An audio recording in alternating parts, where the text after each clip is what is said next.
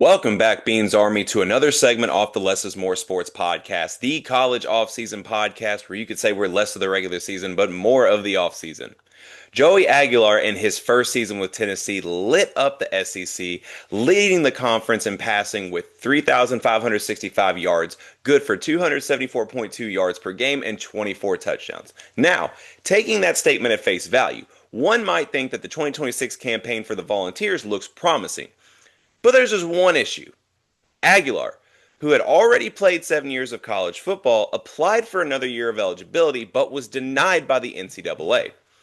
Aguilar had previously played 4 years of JUCO ball with City College of San Francisco and Diablo Valley Community College before transferring to Appalachian State for 2 years and would eventually be a part of the infamous transfer portal trade where he would initially transfer to UCLA, but when former Tennessee quarterback Nico Iamaleava would transfer to the Bruins, Aguilar would do the funniest thing ever and transfer to Tennessee. So we all remember that trade. And of course, I did a video on it earlier on the channel.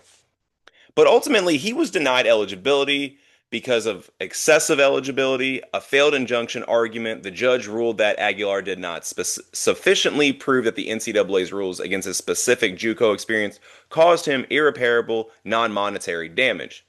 Now, this leaves Tennessee with a big question mark to begin the season. Who is going to be the QB1 heading into 2026 for the Tennessee Volunteers? Now, if you're a Tennessee fan, you already know this, but if you're not, there are three main quarterbacks appearing to be in the quarterback one conversation, and they are redshirt freshman George McIntyre, incoming five-star recruit Faison Brandon, and Colorado transfer Ryan Staub. None of the three have a ton of experience, but they all make their own case. McIntyre is the most experienced in that Josh Heupel system. Brandon, the most talented of the bunch, being a five-star blue chip prospect who has all the tools to make a stud SEC QB. And then Staub provides overall experience dating back to his Colorado days, should the other two not be ready.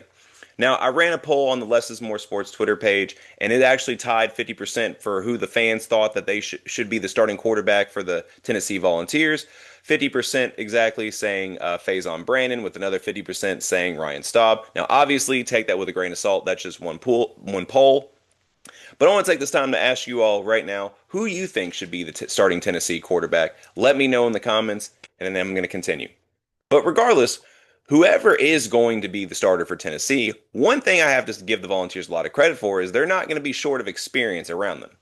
The Vols returned four on the offensive line and an 1,000-yard rusher in Deshaun Bishop, which can be crucial for a young QB to lean on the run game. Now, receivers Braylon Staley, Mike Matthews, Radarius Jackson, Travis Smith, along with tight ends Ethan Davis and Deshaun Brame, add experience to the receiving game as well. The defense is an area of question for the QB to lean on at the moment, but after ranking 92nd in scoring defense in 2025, Tennessee went out and fired defensive coordinator Tim Banks and brought in one of the best defensive coordinators in the country in Jim Knowles after successful stints at Oklahoma State, Ohio State, and most recently, Penn State. We could see a massive improvement in that area after going 8-5 in 2025. Vols fans may expect the same production, if not better, in 2026. Now, if we take a look at their schedule, they start off with Furman, and then they go at Georgia Tech, and then they return home for Kennesaw State, Texas, and Auburn. When they head back onto the road at Arkansas, and then back at home at Alabama, and then back on the road at South Carolina, and then back at home at Kentucky for the rivalry game, and then at Texas A&M, back home at LSU, and then they end their season at Vanderbilt. So what I want you all to do is let me know what you think the Vols record is going to be in 2026. If you give my personal opinion, I think that it should be Faison Brandon. The reason I say that is because we haven't seen a ton from any of the three quarterbacks. So in this particular scenario, you got to go with the guy who is the most talent, gives you the most potential. Not to mention with all the experience that they have around him, this would be the perfect opportunity for him to come in and lean on that experience. Better than potentially him doing it later down the road when Tennessee does not have that much experience around him, but that is just my personal opinion. And if I'm going to be honest, if I look at the Tennessee schedule, I think they are going to go about 7-5. in the regular season, all pending on the postseason. I do think they take a hit back with Joey Aguilar gone. That is just my personal opinion, but I want you to let me know in the comments who you think the starting quarterback should be and what the Vols record will be for 2026. And as always, like and subscribe to the Less is More Sports YouTube and Spotify channel to get the latest updates we have on content coming out. Be sure to follow the social media pages on Facebook, Twitter, and Threads. That's at Less is More Sports. And until next time, well, actually, real quick, Bean wanted to say hi, so everybody say hi to Bean.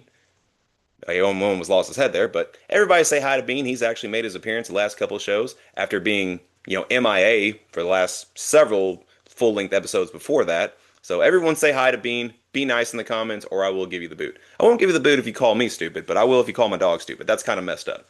But as always, like I said, like and subscribe, and let me know in the comments what segment you want me to do next, what topics you want me to talk about in the future. And without further ado, I'm officially out.